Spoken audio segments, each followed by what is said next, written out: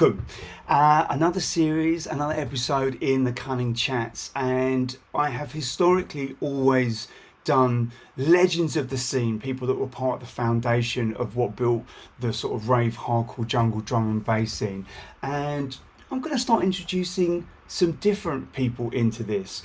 As you all know, there's been a phenomenal wave of a resurgence of people, producers, DJs being inspired by that sound from the 90s, you know, making it their own, taking their own twist on it, and pushing and continuing that forward. So, my next guest that's on today has been pivotal in that, not just in the last couple of years that we've seen the popularity and the growth of this scene, but been in this for many years beforehand, setting the original initial foundations for it. Owns one of the most influential labels that are out there that are doing releases and collaborations with other artists and other labels as well, that is really not just set the foundation of what's going on, but is leading the charge about where this is going. So it's great pleasure for me to introduce man that is just on it, Mr. Tim Reaper. How you doing, mate? You all right? I'm good, mate. How about you? I'm doing very well, mate. Very well indeed, mate. Thank you very much. I know you're a super busy guy, so I appreciate your time today. Yeah, no. So listen, I would love to just kind of get started, as I hmm do with most of the guests, really. You know, what was your moment of musical connection when you first heard something, whether it was a place or a song or something Yeah, where you actually connected with music? yeah. So I got into drum and bass first and foremost, the new drum and bass around 2007, 2008, because when I was in school doing my GCSEs, I had this media studies course what I got to do, where I had to get two music magazines and analyze the differences between them. And one of the magazines was a mix mag, and it had an Andy C mix CD on the cover because they usually do the free mix CDs with every issue. And out of curiosity, I just put the CD in and listened to it, and the energy of the music was just like unbelievable. It was like nothing I'd ever heard before. So I was just like, whatever this is, I need to find more of it because it's just like it just completely took me in. And for about a year or so, I was mostly just listening to like the new drum bass stuff, like the stuff that Ram and Shogun and Players and those kinds of labels were releasing because that was all I really knew. And I used to source some of my music from MySpace, which was really popular at the time. If you remember that, Jay. I do indeed, mate. That's taking it back some. That was my first social media presence, as it was, I think, Mm, with many guys. Yeah. yeah, and I used to rip music from MySpace, and someone had set up like a profile of DJ Hype that wasn't actually him, but like it just had music on it, and it had Dread Bass by Dead Dread and Super Sharp Shooter by the Ganja Crew on it. And for some reason, I found myself listening to those two tracks in particular more so than any of the new drum and bass I'd heard at the time or knew of. And I started getting into forums. I joined drum bass arena forums because I knew of them from the mix CDs that like DJ Hype had done, Andy C and Groove Rider had done, Fabio and Friction, and so on and so forth. And through help from some of the forum members and some of the mixes being posted on there, I sort of worked out that like there was this predecessor drum and bass called Jungle that sort of existed in these few years in the 90s, where it was a bit more focused on breaks and sampling more so than the drum and bass I'd been hearing at the time. And after I found out about that, I started digging through like Discogs and Rob like would set up channels on YouTube, just uploading loads of jungle to be like coming home from school every day and basically just trying to school myself, trying to take in as much of this as possible. And I was doing that, and then eventually I just had this like desire to like sort of want to get involved in a way. I wasn't really aware at the time that there were still people making new instances of this old school jungle stuff. So I really wanted to learn how to make it, so I started learning to produce. I downloaded the cracked version of FL Studio because I found a tutorial, a free web tutorial on how to chop the Amen break, how to load it into the project and then sequence it. And then I was just doing that for a while, getting by on that, and I learned how to load samples in and how to like manipulate them, how to create melodies, and eventually I just sort of like started making tunes. Really, I think that was about 2 3 years into being just like a fan. I sort of wanted to sort of like really learn how to make. Yeah, yeah.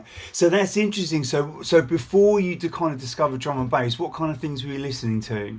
I was like, because a lot of my music sources was like music television. So I used to listen to channels like MTV Base, The Box, Kiss TV, Channel U as well for like the grime and the UK rap stuff. So a lot of it was just like, I guess like popular urban music in a way. That was the kind of stuff I was really into because like I didn't really have any sort of link to finding more underground music. Any electronic music I would have known would be stuff that would have made it in the charts. So like either whatever your big house tune or trance tune or whatever it is. I think maybe I may have known about Pendulum before I knew about drum and bass, but I can't really say for sure that I was that Yeah. clued up on any sort of drum and bass before that mix CD I'd heard. Yeah. So you obviously you heard it and that's it. It sounds like you went in because it's interesting, Yeah. right? You know, with people that have normally discovered a genre, the most common path is to then ingrain into that and then Mm. follow its path as it's going. But you Yeah. went against the grain, right? You went, right, what's the history? What's the foundation here? Yeah. So this must have been quite a journey for you because obviously you know it's a very interesting evolution from you know disco to house to hardcore to jungle to drum and Mm. bass. You know how far back were you going once you discovered it into that kind of jungle arena and you know were there specific were you starting to find that there were certain DJs and producers and labels that you were really gravitating toward? Yeah, so at first I was really into like the 94, 95 sound, the proper like I guess people would know it as jungle. So when it sort of evolved from the hardcore stuff, I was really into like suburban bass, the stuff that's coming out in there like Chrome and Time and Remark and DJ Dexterous and D Cruise and that kind of stuff. I was also into the Moving Shadow stuff as well, like Omni Trio and also like Dead Dread. And every now and then I would like be like going through that label, trying to find, all right, so this artist, who is it? What other labels were they released on? Like you find out about Chrome and Time, you find out about Terran Vinyl, you find out about Remark, you find out about Dollar Records and White House, and you sort of branch out from there. So I guess you could say I was probably more into like the dance floor stuff, the ragga jungle stuff in a way. And then I was on that for a long time, a long time. And then I think after that, I was starting to get interested in like the atmospheric stuff. So like the stuff that's come out on Good Looking Records, the stuff that's coming out on like Fresh 86, stuff that like Photech and Digital and all these like producers were making like sort of like deeper, more melodic stuff. I found that to be like a different kind of music to what I was like previously knowing of because a lot of the music I'd listened to was very much like focused on like the dance floor and about like rinse out stuff, and then these guys would come with like a more sort of laid back musicality, and but sometimes they would still maintain that dance floor sensibility. So I sort of got into that, and I was on that for a long time as well, and eventually I think I sort of came around to like the more ravier predecessor 92, 93 stuff. I think at first because some of it was a bit slower or like some of it wasn't like so mental on the drum patterns that I guess the other stuff took my attention more first. But then eventually, as I had sort of not exactly burnt myself out in it, but as I'd taken in so much of this stuff, I was like, all right, what other kind of styles could I sort of discover? So I guess that's sort of the lineage for how I was discovering this kind of music.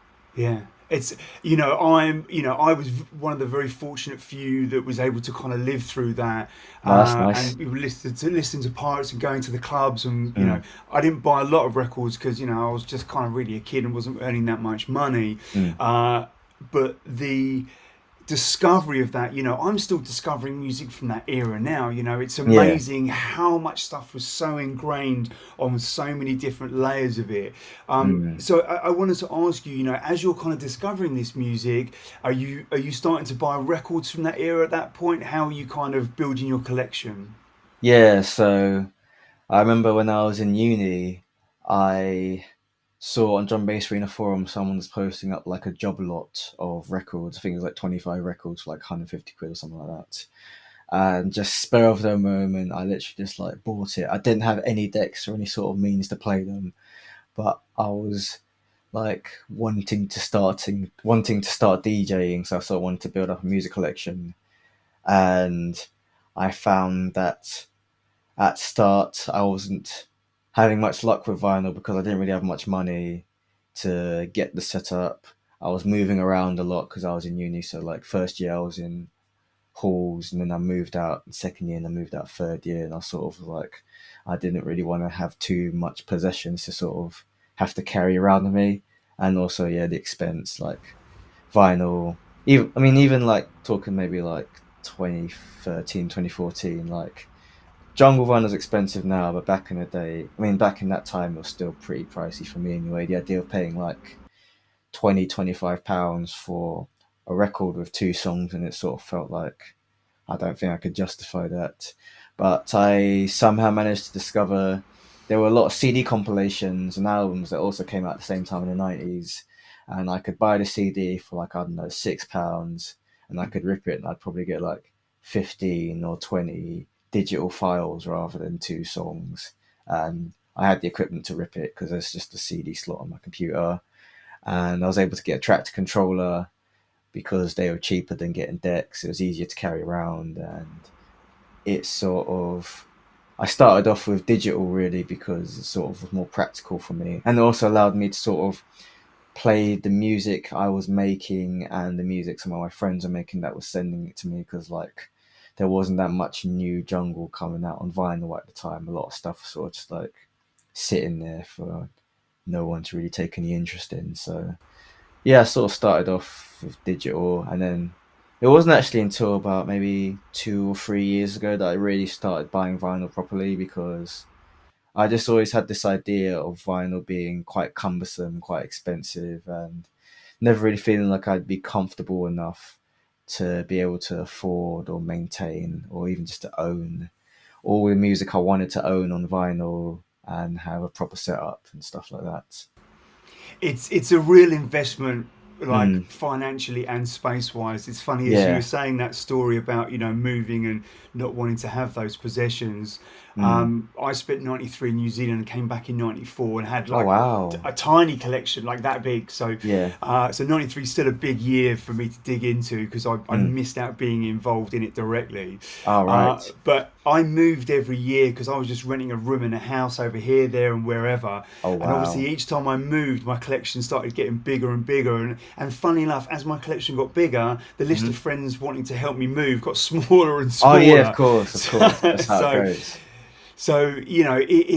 it is a big investment, and I remember moving kind of to that digital. And funny enough, my first introduction to digital was Tractor as well, and I had Yeah. the S4 controller because it was Okay. the at the time you could fit it inside a carry-on case on the Yeah. airplane, and the other Mm. ones were a bit too big. And I'm like, do you know what? I Mm. want everything with me.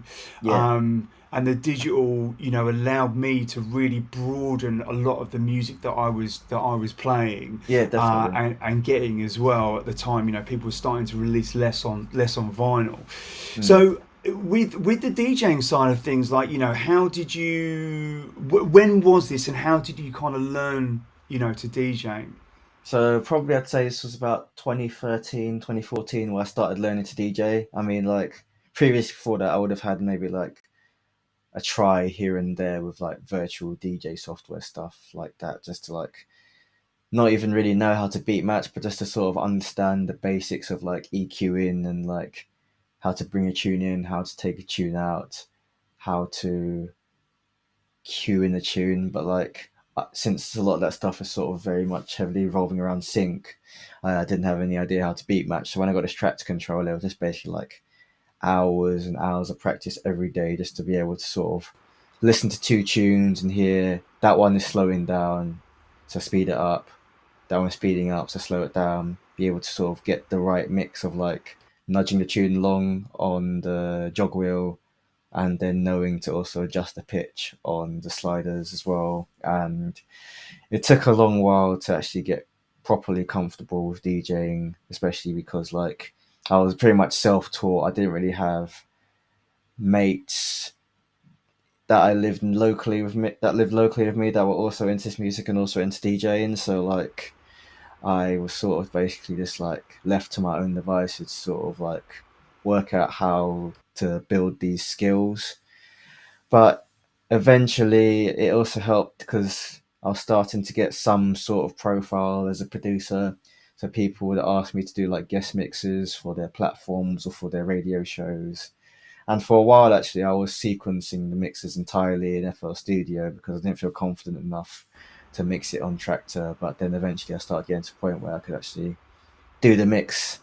And then I did a guest mix for Pete Devnall, who runs a radio show on Jungle Train called Blog to the Old School. Yeah. And eventually, I got offered a show on Jungle Train as well, but like I didn't know for sure what time and day I could commit to always being there every 2 weeks. So I asked Pete if he'd be willing to share his slot with me.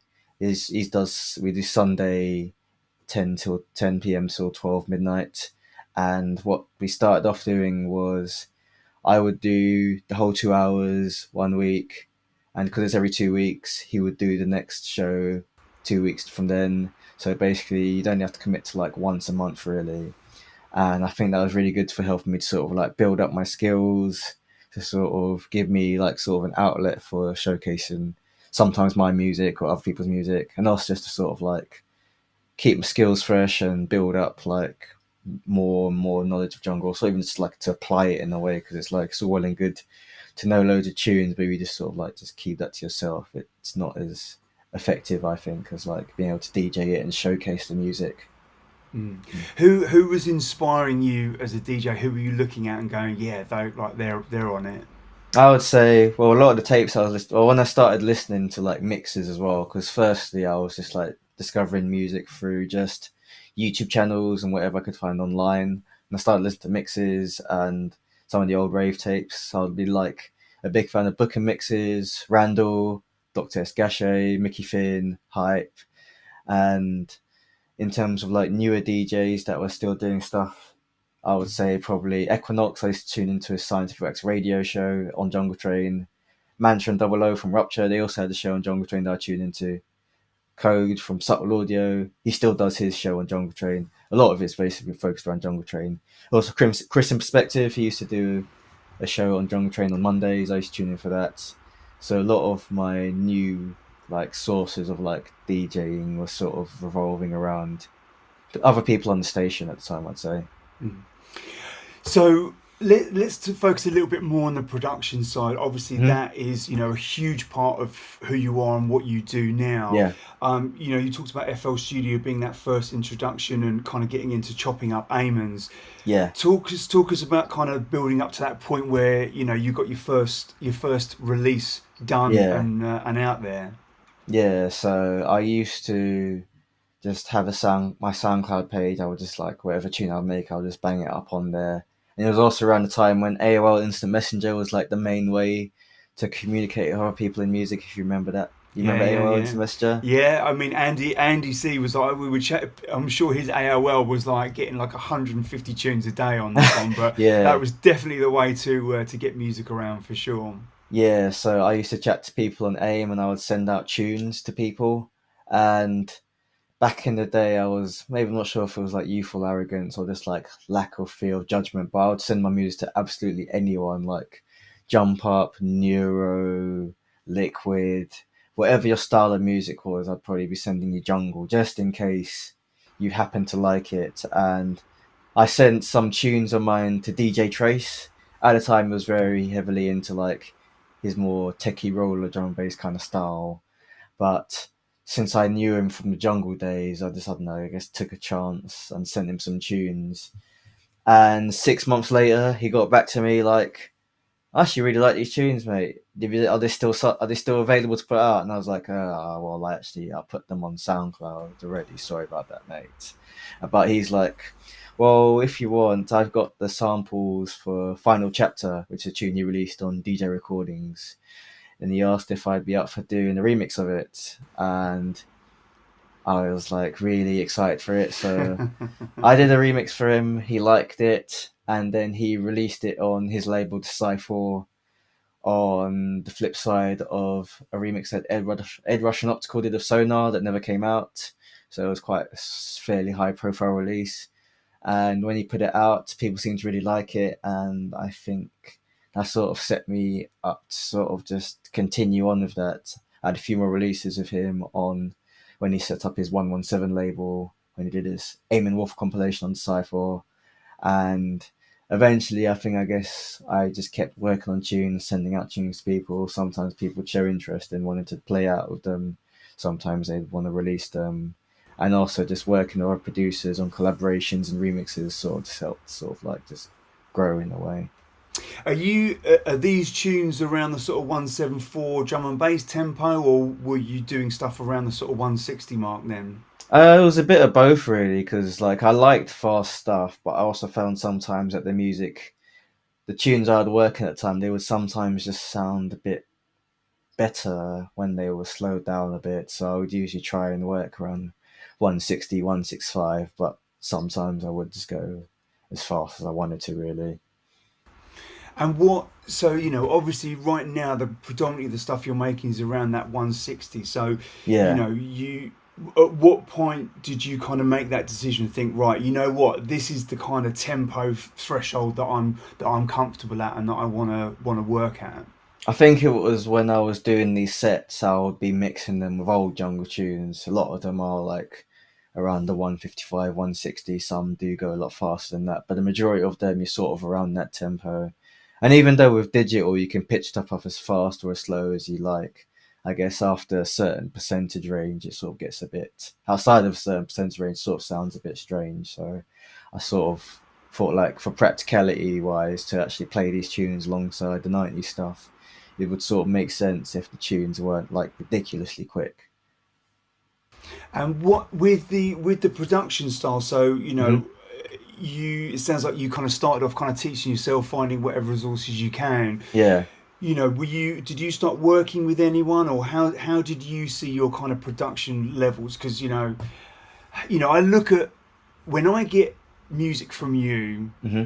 I'm honest, I never know what to expect, and I love Yeah. that, right? Yeah. Because it could be a bit more of a jungle techno 4/4 type Mm. influence thing. It could be sort of a hardcore jungle crossover. It could be Yeah. a straight up amen smasher. Mm. I know it's kind of sort of two questions there. So, but this the style. What's your kind of approach and thinking behind when you're making a track?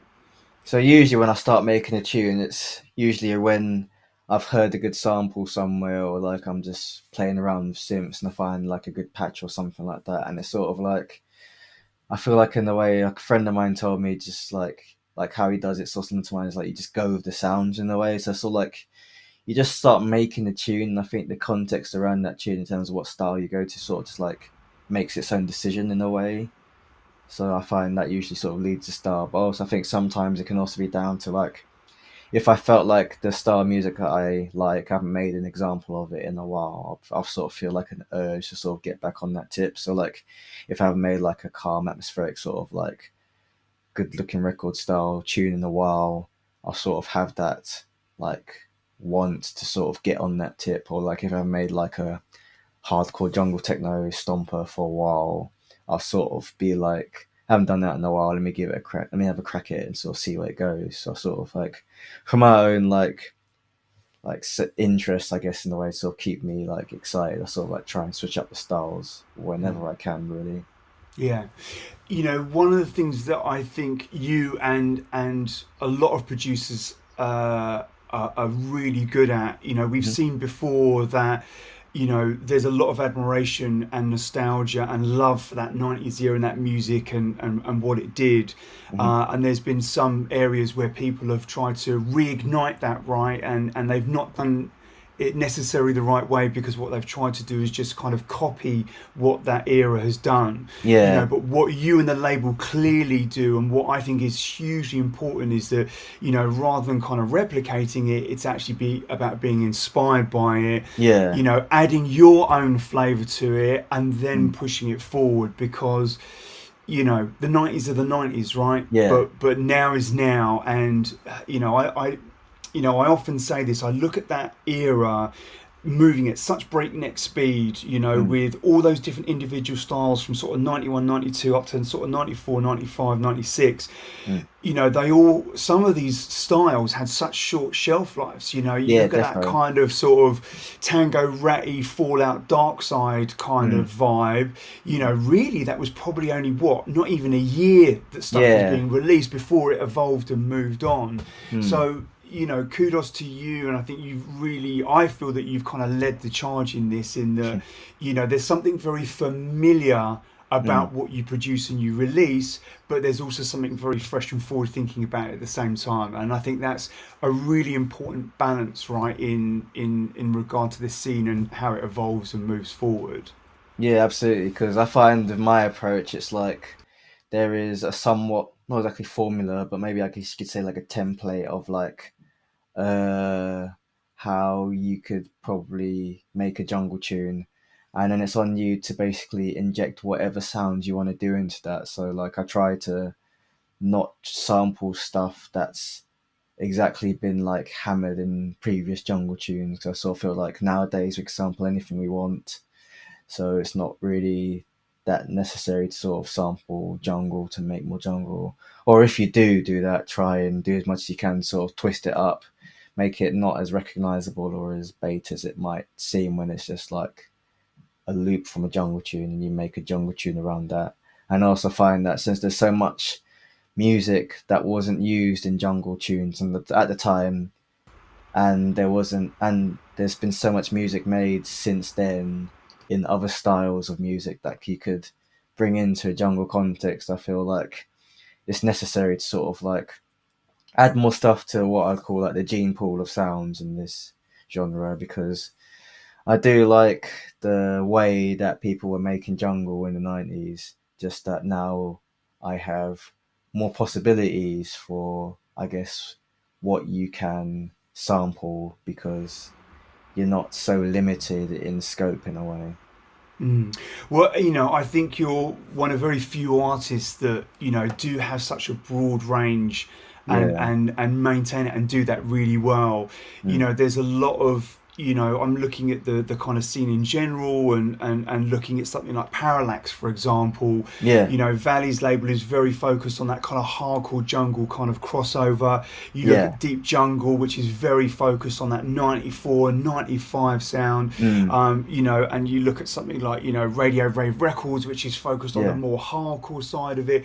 It's really exciting when I look inwards into this scene, seeing all these different pockets of producers and labels that are taking their inspiration and from that era and going, right, we're going to take that slice of the pie, we're going to Yeah. then kind of move it forwards.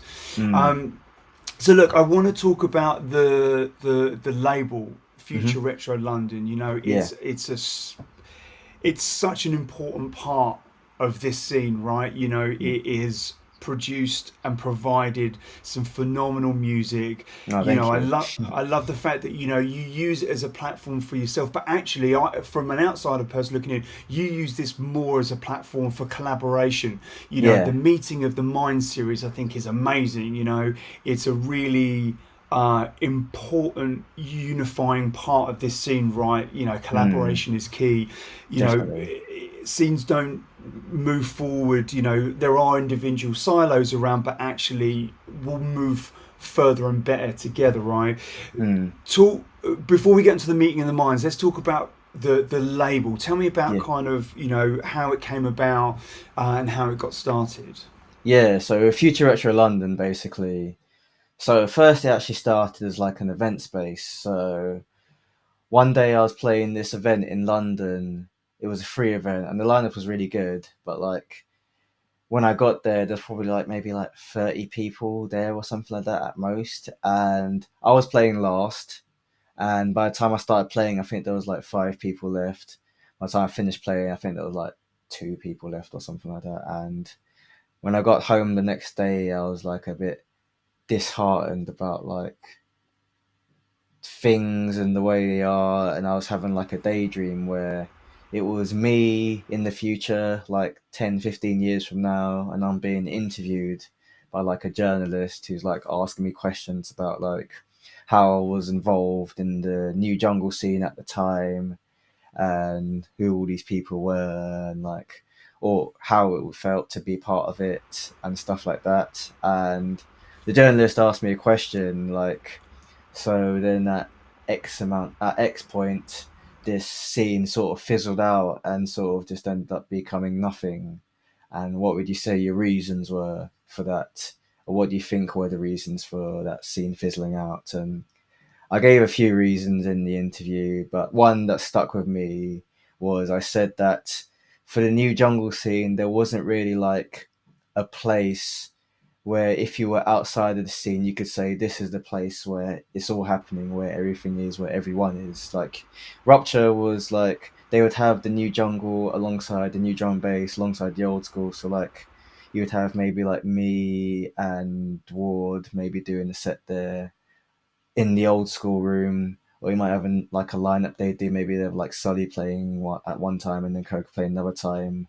But I sort of felt like there was room for an event where it's like me and Ward and Coco and Sully all just playing New Jungle the whole night through.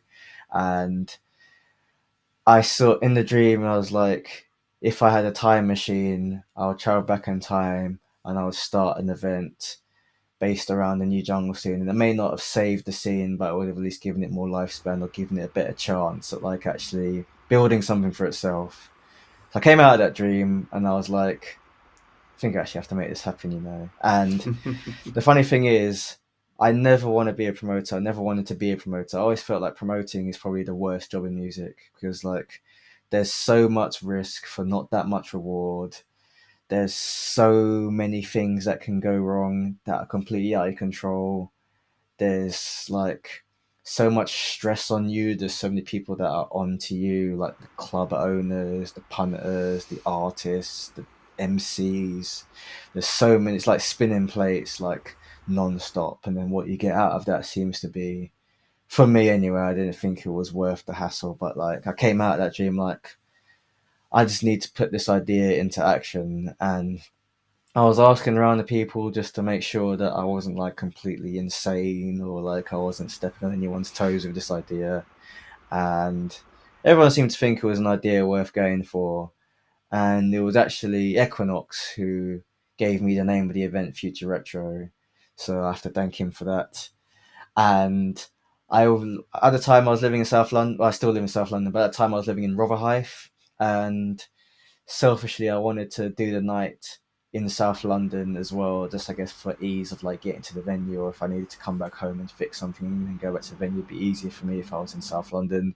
So I was looking around for venues, and the one I wanted to do was in Peckham. It was called Rywax, and it was also quite small capacity. I think it's like 200 people maximum or something like that.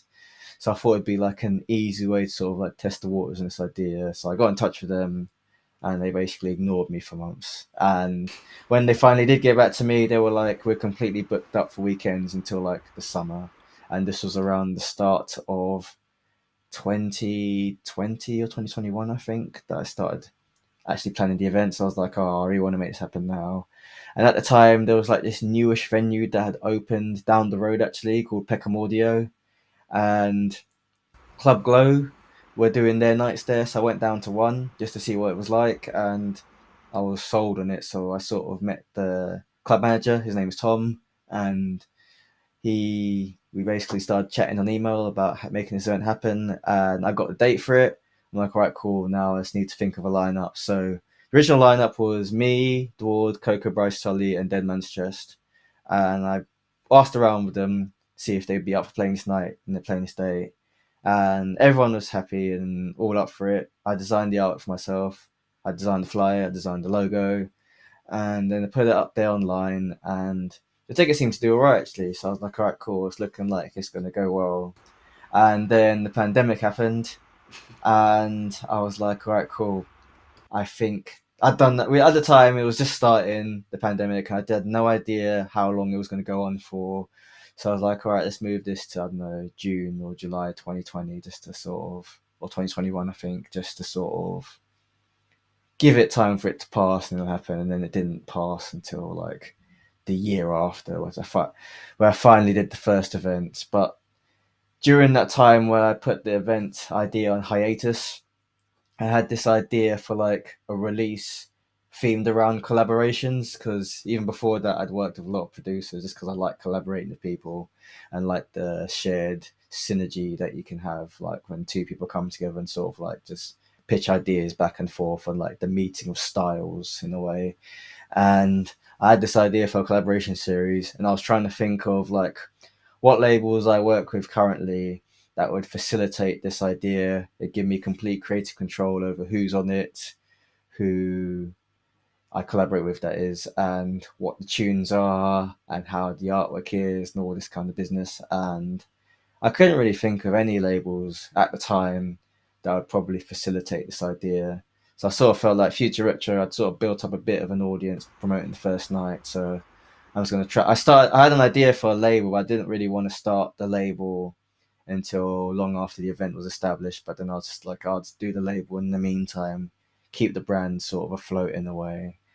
And then I started hitting up. I made a long list of producers I wanted to work with. I started hitting them all up because like some producers can take quite a while to get back to you, or quite a while to like get anything done. So I wanted to, based off of how I know Deep Jungle and Greenbow X were releasing music, it sort of made sense to drop two at the same time because I was going to self-distribute it. So I needed 8 collabs from 8 different people. So I messaged, I think, like 14 people, expecting like, I don't know, 6 or 7 of them to actually get back in touch. And all 14 got back to them straight away saying they're up for it. I'm like, okay, crap. Something's going on here. So literally, I think I finished like 10 collabs in 10 days or something like that. Some ridiculous amount. Like literally, Wow. I was like, because usually the format of the collaboration is I try and get the other person to start the tune and I'll finish it. Sometimes it can go the other way, but the majority of them is like tunes that they've started and sent it over, and I'll just work on it whenever I can. And I built up about 10, I think 10 people sent me tunes to work on. I basically just plowed through it like every day after work just to get the ideas done.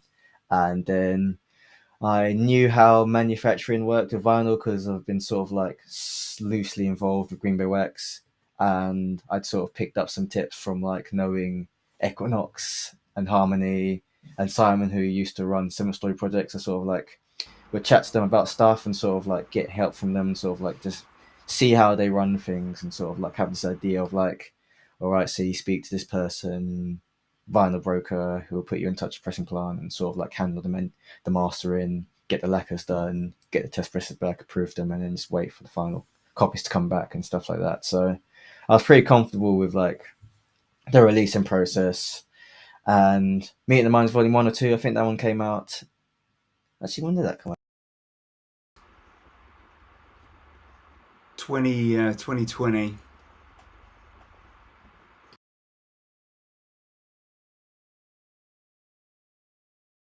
Actually, let me quickly. But I put them up for pre-order before I had the copies. But the response was actually much better than I thought it would be, because I sort of felt like it'd be a really slow start in terms of like actually getting people interested in what I was doing. But I guess the concept behind it and the presentation was enough to sort of get people's attention from the start, because I didn't really know anyone at the time that had done a collaborations themed series in jungle. So I guess that idea, I guess maybe it attracted people, and I kept doing that. I did Meeting the Minds Volume 1 through 8, and then a friend of mine, actually, Basic Rhythm, he sent me a tune called Turning Me On, and I really liked the tune, but like at the time I hadn't really had this vision of doing anything on the label besides Meeting of the Minds, because I just felt like then it would just become a regular label that doesn't have like concepts behind the release. And he was just like, just try out a main label regular release and see how it goes. So then I spoke to Ricky Force, who I'm a big fan of his work, and I did a collab with him on Meeting the Minds Volume 3, and I asked him if he had any tunes that he'd be up for me signing and potentially doing the remix of, and he sent me All I Need, which I really liked. I did the remix of it, that I also was quite fond of, and we put that out as like the first main label release, and it did really well. It did all right actually, and I was like, okay, so I don't have to have this pressure on me to just always be doing Meeting the Minds on the label. It could just be regular releases as well. And then at the same time, I was speaking with Equinox about potentially doing a joint release because Nebula, who releases a lot of music on Scientific Wax, had sent me a tune that I really liked, and I was thinking that maybe it'd be good to sort of connect with Marlon, Equinox, and sort of team join forces on the release to sort of like get this tune out, and something from him that I'd really liked. A tune called Bad Dreams that came out that he made in '94 that never saw the light of day, and then there was a Kid Lib tune that he'd done years and years and years ago called Only One. And funny enough, I don't think he wanted to release it. I think he's actually sampled an Amen from the Equinox tune, so I sort of felt like he felt a bit of guilt trying to put it out because it was now coming out on this joint release with me and Marlon sort of justified it.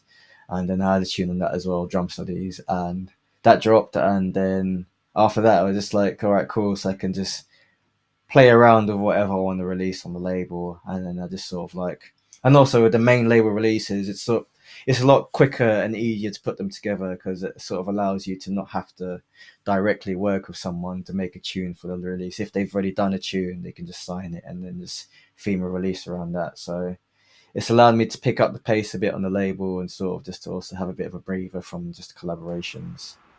But yeah, the label has been going ridiculously well. I'm really grateful for all the support that I'm getting from all the fans, from those of DJs as well that like to play the music, like yourself, Jay. And this year, I'm not sure if people know because I've mentioned it in the previous interview, but this year I've got 2 releases every month for the whole year on Future Retro London. Nice, keeping Yeah. busy, mate. And all this from an insightful dream. I mean, how amazing is I that? know, honestly, like this is like the kind of thing where it's like, oh, it's just a weird daydream. Who matters? But like with me, it's like I don't know. It just really left an imprint on me as like I've got to do something about this because if I don't, I might regret having never Yeah, tried out this idea. And I think I'll be it's on. I think it's done alright actually because like I've been able to sort of like you say use it as a platform to sort of bring through people that other people may not have been aware of until they saw that I released their music or like just getting people on the same release where they wouldn't have in other circumstances and just being able to sort of like connect the dots that people otherwise wouldn't have connected. So I sort of feel like it's been good for that because like I do very much buy into this like strength in numbers, collective power kind of way, which I try and represent through the label because I think so far, if I factor in all the forthcoming releases as well, I think there's about 70 artists on the label, and I find that with a lot of other labels, they sort of revolve around a much smaller subset of like artists. Maybe it's just like you, or it's like you and your mates that you know. With me, that's like I want Future Retro London to be like sort of a snapshot of everyone that was doing stuff at this time, where it's like you can sort of say it was like that with Suburban Bass or Moon Shadow. As much as they had their clicks, like there was so many people on there. It was very representative of the time. I sort of felt like Future Retro London could be an equivalent version of that in a way. Well, I think you're certainly achieving that, mate, for sure. Now, listen, I'm conscious of time because I know you need to leg it off and get a train. Oh yes, I Um, do. I would love to talk about, can you give us an insight into who the artists that you've got coming up, or Yeah. are there any people that you haven't nailed down yet that you really want to get on board for a collaboration? Oh, well, I can't say that just yet because they might be like it might be a bit out of the blue. But I'll tell you some of the I've got more music coming from. So I've got more music coming from Ricky Force because he just randomly one day just sent me like 18 tunes, and I was like, oh my goodness. And I tried to narrow it down to 4, and I just couldn't. So that's one's actually going to be an 8-tracker release from Ricky Force. That one will be coming out in the summer. I've got a split 12 coming from an artist called Eusebia, who I did a collab with on Meeting the Minds Volume 7. And that's split with Eusebia and an anonymous artist called The Drizzle, who's previously released on the label, but he's asked to be made anonymous on this track, I think for sample reasons. I've got more Okay. music coming from Coco Bryce, Cloak, FFF. Got some more music coming from Nebula. I've got an EP coming out from DJ Sofa. I've got music coming from DJ Harmony. Well, just Harmony. I know it's called Harmony now. I've got music coming from L Major as well. I've got more stuff coming from Sully. I've got an EP that Kid Lib has done under his Dub and Wheel alias. I've got a collaborative EP that I did with Mantra and Decibella. I've got what else I got? Oh yeah, Meeting the Minds Volume 11 and 12. I'm getting tunes done for those. I've got music coming from Pete Devnall as well. He's got an EP coming from my label. There's these two American producers that I met when I played in San Francisco called Solox and Serenado. They've done the release. I've got more music coming from Comfort Zone, really talented producer from Canada, and DJ Crumbs. I've done 2 tunes with him that are going to be coming out on a split 12. This guy from Bristol called Artificial Red. I've got music coming from Worldwide Epidemic. He's done a really, really good tune under his Liquid Silk alias that I'm going to be putting out. And I've got... Oh yeah, I've got more music. I think I mentioned I've got music coming from FFF, but if not, I've got music coming from him as well. More music coming from Phineas too. And there's more stuff as well that isn't fully confirmed yet, so I'll hold off on that. But that stuff is all pretty much like lined up for this year. It sounds like you're ready for a best of compilation already, mate. Oh dear. Nice, mate. Well, listen, I know you push for time, so we'll wrap it there. I could talk to Okay. you all day, mate. Listen, Mm. thank you very much for the time. I really appreciate you spending it today. Yeah. I'm going to wish you the best of luck for future retro and yourself, but I know you don't need it, but you're going to get it anyway. Thank you, It Jay. sounds like it's going to be an amazing year, Mm. and artists from all over the world as well, which is another really Yeah. lovely thing to, start hearing scenes. I've known of Worldwide Epidemic for a while, and a couple of Mm. the US guys. So it's obviously people based in Germany, where have you. So it's Mm. nice to see it expanding to like a global thing, and you at the centre of that, pushing it, mate. So Yeah. yeah, all the best, mate. Thank you very Mm. much for your time, mate, and we'll Yeah. we'll catch you soon. All right, brilliant. Big up, Jay. Thank you so much. Later. Nice.